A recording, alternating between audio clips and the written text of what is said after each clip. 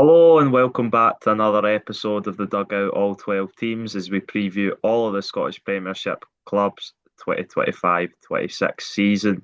I'm pleased to be joined by a Falkirk fan today, Alan Risk. And how good does it feel to be in a Premiership preview? It's been a long time.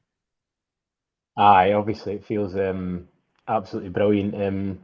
It's it's not properly sunk in yet, but with it being match week now, we're seeing the stuff come out in the club socials. We're in the sort of fold of they're discussing VAR, even though we're not looking forward to it. But having been involved in all these conversations again, it's just exciting, really, Yeah, really exciting. yeah, it must be. And obviously a great achievement, a really unique achievement as well, coming up the back-to-back promotions. How impressed and happy have you been with John McGlynn his time at Falkirk? It's been brilliant. Obviously, we've been incredibly lucky with the management team. They've performed wonders on what's been quite notoriously not the biggest of budgets. So they deserve massive, massive credit for that. However, what I would say is it doesn't come with the caveat of as much as we saw progress, a lot of the fans during that League One playoff semi-final defeat to Airdrie. There's a lot of fans at half-time in that first game were thinking this is the same old Falkirk.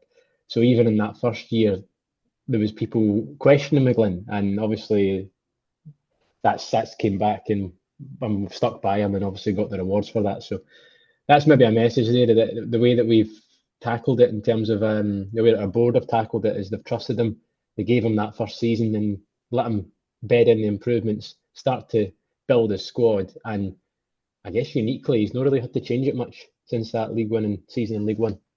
Yeah, and that maybe goes a little bit in. I'll get into the signings and the players that have left. And there hasn't been much of a turnover, and you would maybe sometimes expect more for a team that's obviously being promoted. But John McGlynn's obviously quite confident in what he's got. He's brought in a few, four signings in total. I can see here two experienced sort of players, Brian Graham and Scott Bain, and then obviously the younger ones, Lewis Nielsen and Henry Cartwright from Leicester City. What have you made of the signings now that you've probably seen all them play? I think the most interesting. So I'll go with just how I've taken them. So in terms of number of signings, we still think we're weak in a couple of positions, but we've heard this week that we're in talks with English Premier League clubs to bring a couple of players in. So those are loan signings. We don't think they'll be in for the game this weekend. However, I think it'll be fairly soon after that. And I think that it sounds like Jamie Swinney, the CEO, was saying that's purely down to these Premier League clubs taking massive squads of 40 across on their foreign tours, getting them that first team experience. Then when they come back, then they'll decide who's going on loan. So that's really exciting to know we're going to get a couple of players of that calibre still to come in. But in terms of the guys we've gotten so far, we had quite a young squad.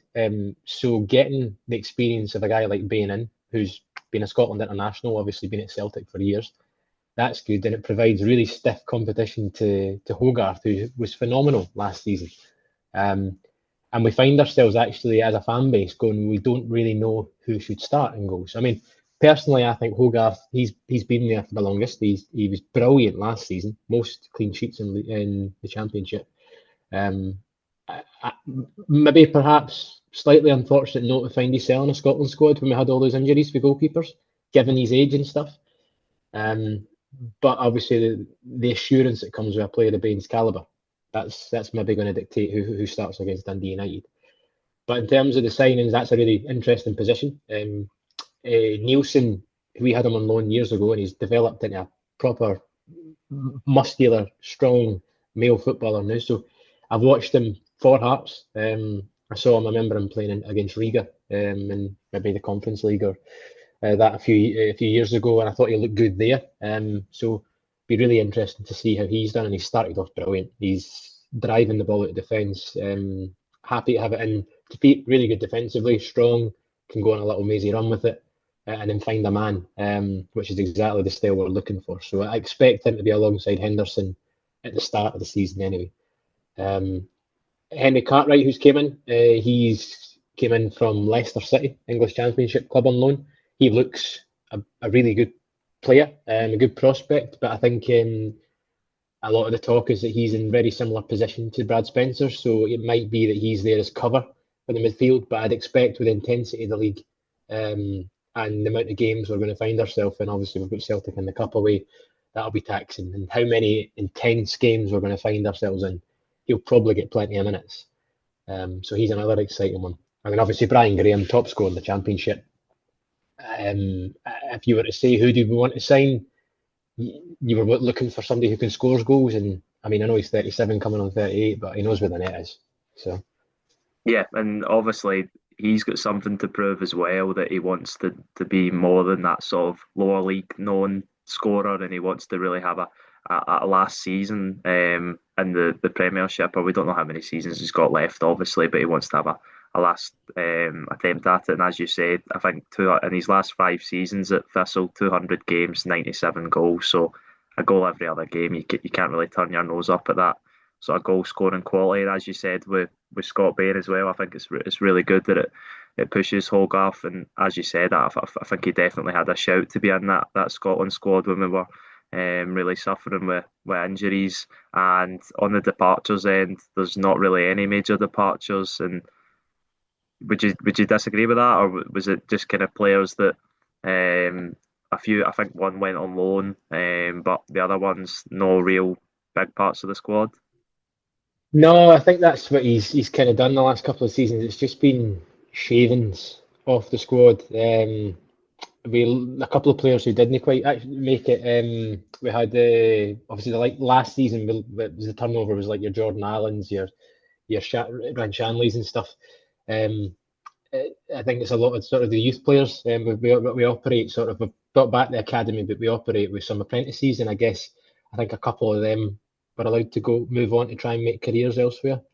So nothing major. I think the biggest for us, given the finances and stuff, the biggest thing has been staving off um, bids for our assets. So Brad Spencer signing a new deal almost felt like a new signing, because when there was talk of Hearts coming in for him, we were like, "Oh, we're going to struggle here."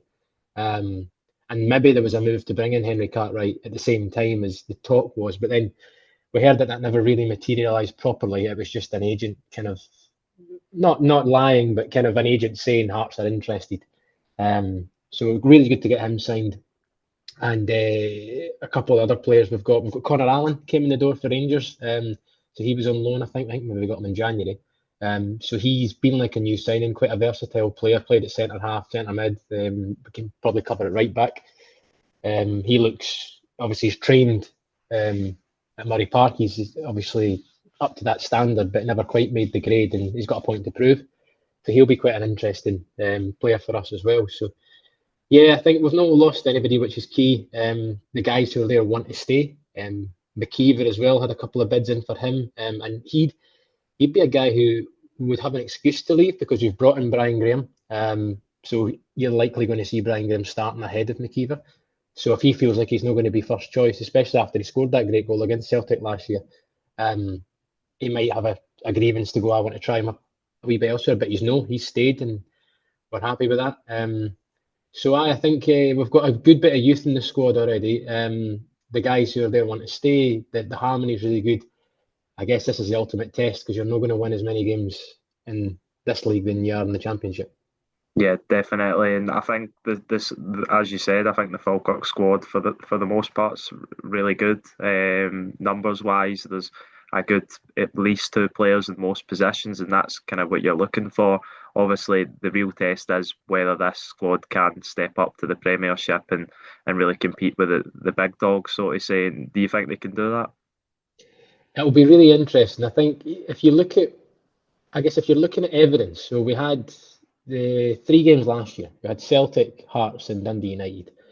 Dundee United, there's an argument Dundee United weren't quite clicked yet. It was very early in that season. There was a lot of turnover of players, and we had quite a comfortable 2-0 victory over them. You can only play who's in front of you. We were just a brand new Championship club, and we beat them 2-0. So you can only beat who's there. So that was a really good kind of performance level to say we're optimistic about the Championship. Never mind the Premiership. Then we played Hearts, and again, there's an argument. So, okay, Hearts were early into new management. They didn't like their team. That management's since been sacked, so that's not the same Hearts. And I do think Hearts are a much better team this year.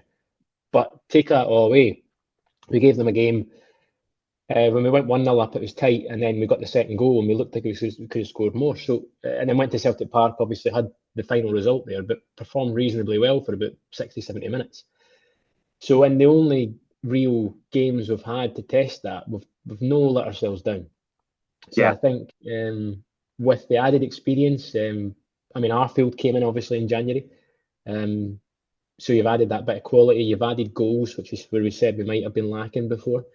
Um, I think we're well placed. You know where it goes though. When you come into the fixtures and you start playing week in week out, sometimes it'll be a couple of games a week when you throw in the other cups. Injuries, I think where it's going to test us. We're all talking about left back at the moment, and we feel we're a bit short. We've got Mackey and we've got McCann. McCann has had a really really good League Cup run, and he's maybe put himself back into the equation. Whereas we thought he's a man who might end up going away, maybe to another Championship club this season. But he's really putting a test in. It's just whether they've got the physicality, because obviously the Premiership. I think the gap between League One and the Championship is smaller than between the Championship and the Premiership. Well, I think we've got a good squad, but a really good squad. But yeah, it comes down to those crunch weeks, week in, week out. Can we maintain that? yeah, and I was at the cup game between Celtic and Falkirk, and at the time I was because I knew Falkirk were doing very well in the Championship, but I was kind of taken aback by how good they actually were on the day, and I know the scoreline in the end was 5-2, I think it was. Yeah, But Falkirk gave Celtic a lot of problems, and at the time I was saying that's the best team Celtic had played against this season, and that was all credit to Falkirk and John McGunn for how he set them up.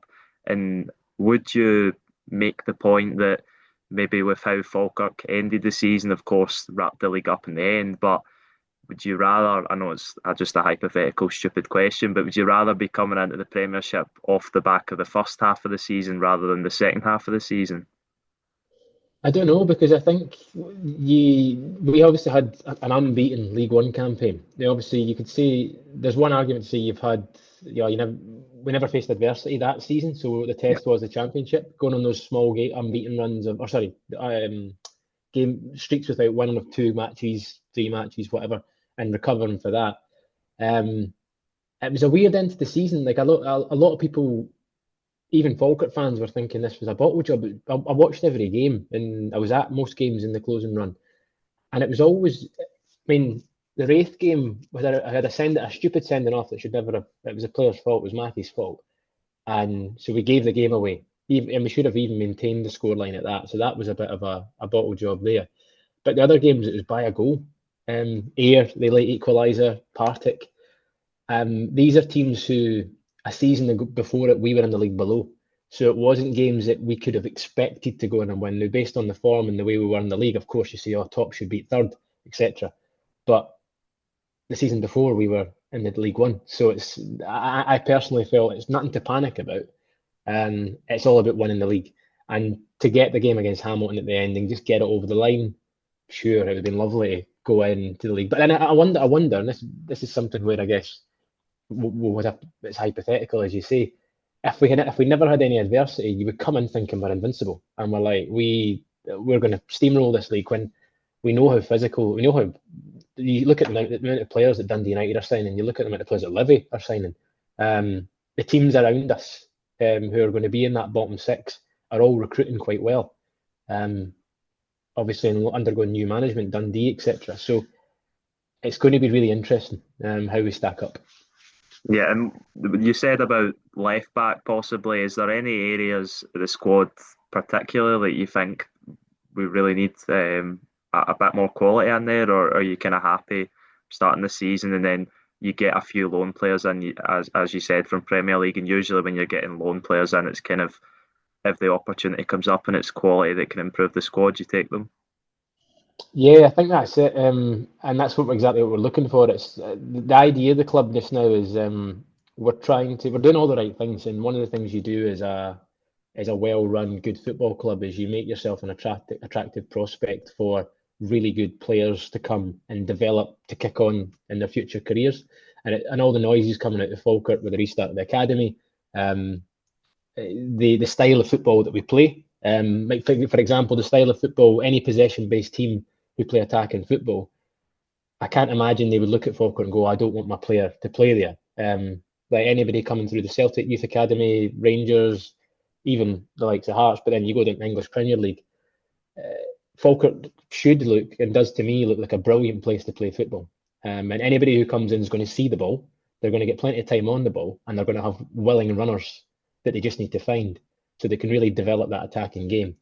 And so positions where I think there's talk about us wanting another winger. I think we've got Ethan Ross on the left. Aguiman's played both sides. Miller can play both sides. Um, so we've got three there. There's talk about getting another one just for cover.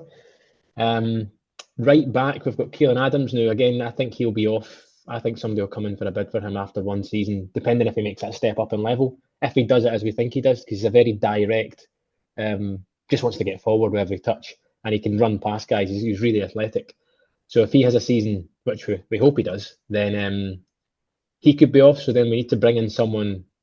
I wouldn't even I'd say it's a loan cover. We kind of need a new signing that we can start to look at that future planning. So we need another bit of quality at right back. For me, it is still at the moment probably still left back. I love the two guys. I think Mackey and McCannell both have games to play, whether that be at left back or left centre back. But I just think in terms of Premier League level, with the height you'll need. We played Luke Graham, had him on loan last year for Dundee. And when he came on loan in January, after his little spell back at Dundee, I remember at Partick at home, I think, we stuck him in at left back, and he's not a left back. He's really tall though, so I could see what McGlynn was trying to do, getting a ball playing player that can hit corners and set pieces. He's going to offer you that height in addition to your normal centre back pairing. So it was a nice idea, but he's just not a left back. So if you had someone who's got that stature, that physicality, who can also get forward, I know these are a lot of boxes that every single club in the Premier League is looking to tick. You kind of that's what you're looking for. But aye, no, that's the positions I would see. I don't imagine us having a budget to really go beyond that and getting another striker who can score us 10, 15 goals. I don't think that's really a ballpark. I think it's mainly shoring up some of the positions. Yeah, and just to touch on the League Cup, the Premier Sports Cup campaign, because it's competitively what we've got to go off of this season.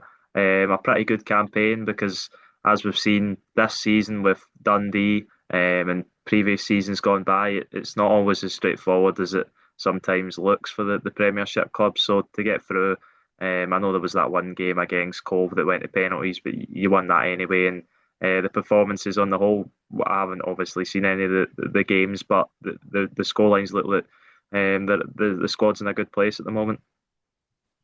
Yeah, I would agree. The Cove game, I watched that as well, and to be honest, with the Cove game, we should have scored 3-4 goals. It wasn't a worrying performance. It kind of continued straight on from the other two games. So yeah, I think a good campaign. We got Brian Graham off and running with his goal. Arfield, I think, got maybe three, or at least got a couple. Dylan Tate had a really good campaign. He's in a situation where you've got Brad Spencer, you've got Connor Allen. We've just brought in Henry Cartwright. There's a lot of competition for his place in the park, and so he's kind of got a bit between the teeth. And he's got his goals, which is the key thing he needed to add to his game. So if he's a player who obviously was released by Hibs, we got him in. He'll have a point to prove. So there's quite a few players. I think obviously you've got Aidan Nesbitt was Celtic, probably Celtic Academy Player of the Year. One time, then you've got obviously Calvin Miller, you guys that Celtic know very well. I'm really excited to see how he performs in the league. I think if he steps up and plays the way we know he can, and worry defenders the way we know he can, Scotland don't have enough wingers. And I know his age is maybe getting a bit away from him, so it might not be, maybe that's a pipe dream, but even a really good season, it would be brilliant to see him have that. So, yeah. I think that's where we're at. Yeah, and obviously it's not the easiest draw in the next round heading to Celtic Park, but it's the same as you nearly done last season. There is chances to catch Celtic and Rangers off guard, as we've seen with Queen's Park obviously last season, and Falkirk are a level above Queen's Park, and Celtic possibly going to start this season slower than they did last. So I know that obviously you'll not be favourites or have much expectation, but you take a little bit of confidence out of that game. I think that's the only thing we can do is you can look at the last performance and go, well, we didn't disgrace ourselves, so let's just go there and use the experience because obviously we're going to play you in the Yeah, league plenty of times anyway, so it'll be an interesting test for us. To be honest, Falkirk fans are looking at it in a couple of different ways. Our allocation, I think, will be more for the cup than it will be for the league, so it's a yeah, chance for more people to go and see us play Celtic than they will do in the league, where I think we're going to operate a ballot system for away tickets. So that will be an experience. We also know that the finances from playing Celtic with the cup, the way the separation of funds in the cup, or distribution of funds, we get more of the ticket sales, and we used that money last season to fund Arfield, for example. Part of that got used for Arfield. So while you want to draw Celtic later in the cup phase in order to generate more money, and also you want to obviously that go as deep into cup competition as you can. You do get the financial reward if you're playing Celtic away or Rangers away. So I think part of us are also thinking, okay, right, we've got a day where we just go there, no expectations, hit it and try and do as best we can. Maybe catch Celtic sleeping, maybe not. But at the very least, if nothing else, we get the finances which might enable a really good January signing to come in. yeah, So yeah, excited, looking forward to the day out. We'll fill our allocation, whatever we get. yeah. I'm just getting on to the final few things before I wrap this up. I don't know if I imagine you probably are aware, but a lot of the talk sort of pre-season, before pre-season, was that a lot of people had Falkirk as the sort of underdog team to maybe make a run at top six. Do you think that's a good thing, or would you rather just completely stay under the radar with no expectations or outside noise? To be honest with you, I think you'd always rather just stay at the conversation, because I think we budgeted last season for fifth, and obviously won the league. Um, this season we've budgeted for 10th, so the idea is to finish 10th. We do know that well, we've budgeted for what we think is 10th. It's still probably the lowest or second lowest budget in the league.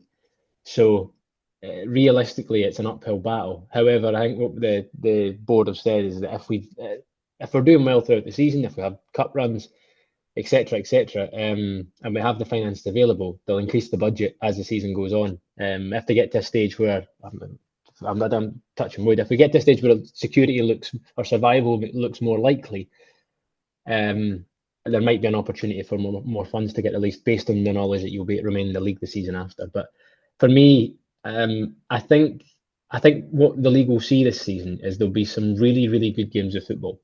The reason I want teams to underestimate us, and what should make it good, is we've obviously reduced the allocation this year purely because we've sold out record numbers of season tickets.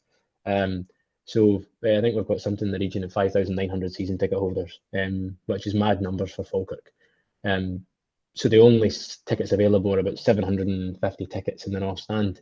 Typically, decades gone by, you might have seen that whole stand being given to someone. There's just too many Falkirk fans for that now. So what we think will happen, or what I think will happen, is what should happen is teams like St Mirren, like Kilmarnock, like Dundee United, all the Dundee, etc.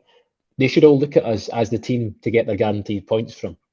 And what I want to see then is them come to Falkirk, or when we go to there, attack us.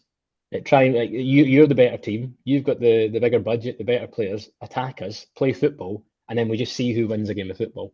And I think that's the benefit of that season one, or at least maybe not even season one, maybe August, September. Because if we start playing a nice expansive brand of football and it kind of comes off a little bit and we get a couple of good results, I mean, I don't like to paint it that way, but you know what Kelly do and you know what Livy do, and they're very good at it, especially the physicality and the experience they've got. And I don't want to. I don't. We did struggle a couple of times in the championship last season where teams were just very good at just shutting up the shop. And Premiership teams are better at that because they look what they do against Celtic and Rangers. So if they get a goal and want to shut it up, they'll probably be able to do it quite well against us. So I want to be playing football as much as I can. Yeah, and actually, I went to funnily enough, I went to two Falkirk games last season, as I mentioned the Celtic game, but I also went to the East Kilbride game, and it's two obviously completely different ends of the Scottish football spectrum, and Falkirk played, I think, two completely different ways, and that I've seen a lot of against East Kilbride. It was a lot of direct, trying to exploit the space in behind East Kilbride's high Aye. line, and I think John McGlynn is a manager who he's not afraid to kind of adapt to what he's coming up against, and that's obviously good. Going into a new division where he's going to be faced with challenges that he hasn't been before with this Falkirk team. Yeah, well, I actually think for us as fans, we've got so we know our usual system, like our 4-2-3-1, and it's kind of it's kind of ultra attacking. I mean, remember when we had that phase where we our first game we lost was 1-0 away to Wraith. After that unbeaten run, I think it was a few matches into the league season, and we had McKeever was injured, I think, and we started with like a false nine. It might have been Gary Oliver or it might have been Ryan Shanley or something up front, but that was kind of our way of looking at it, going, oh, if we don't have the starting 11, McGlynn doesn't really, he might not know too much what to do. Obviously that he's developed that throughout the year, and he did have answers to various different questions that sides posed. More often than not, that answer was just keep getting balls in the box and keep shooting. And the more shots we have, the more balls in the box, the more likelihood we've got to get in a goal. Now the difference is you've got a Brian Graham, and I think that's going to be key. Is we've got somebody now in the box who can convert those chances and feed off those scraps that you're going to have in some games. So we just have to keep feeding them scraps. Yeah, and finally, before you go, what are your predictions across all three competitions for the season? Obviously, a very tough task already in the Premier Sports Cup, but what are your predictions for the league finish and then and the Scottish Cup as well, if you can? Um, I'll take 10th. I think the playoffs is dangerous, and I would rather just stay away from them. I think if we got 10th, guaranteed survival, and could enjoy our summer, that would be incredible. Um, and obviously this game against Celtic could be anything. It could be anything. I think it's the more likely scenario is that Celtic win, but I'm not going to predict that. I think we'll win. I think it'll be a weird game. We'll win on penalties. Um, and then a deep run in the Scottish Cup would be nice because good financial rewards for the Scottish Cup, and given where we've got Celtic in the League Cup, it's always good and motivating to get a deep cup run somewhere. So the Scottish looks the more likely of the two cups to get that. So Yeah. yeah, that's what I'll take. Yeah, well, thank you very much, Alan, for your time, and viewers go and check out Alan on X. Is it just Alan Risk? I on Air Force One Oh, Air Force One on as well, Twitter as yeah. well. So go and check Alan out. Thanks very much for watching. Go and check out us at the Dugout Twitter at the Dugout 2024 and also the TikTok. And goodbye.